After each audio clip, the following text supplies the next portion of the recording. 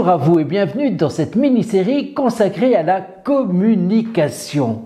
À quoi pense-t-on lorsqu'on prononce le mot communication? On pense vraisemblablement à relation, dialogue, partage, compréhension, émetteur, récepteur, énonciateur, destinataire, communication verbale, communication non verbale, posture, matière, c'est-à-dire le contenu, forme, c'est-à-dire la manière dont on va donner justement ce contenu.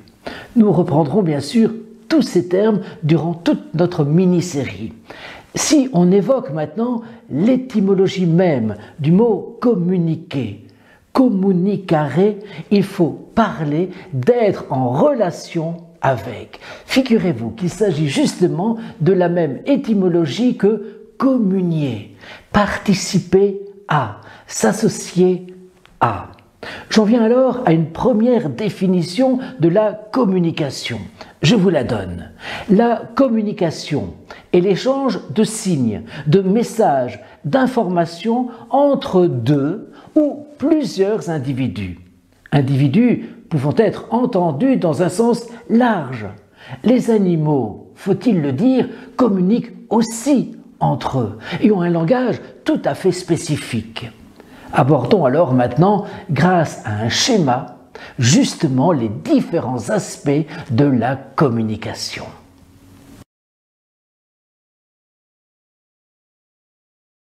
Pour qu'il y ait communication, il faut donc obligatoirement un émetteur, appelé aussi énonciateur, c'est-à-dire quelqu'un qui émet le message.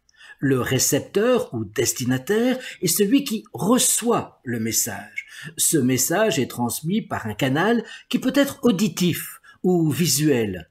Le destinataire peut réagir au sujet du message et c'est ce que l'on appelle le feedback. Le feedback permet de s'assurer de la bonne compréhension.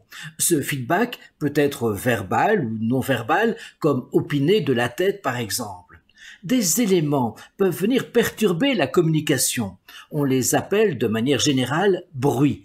Ils peuvent venir de l'environnement, d'un message qui n'est pas émis clairement, du récepteur qui ne comprend pas le message.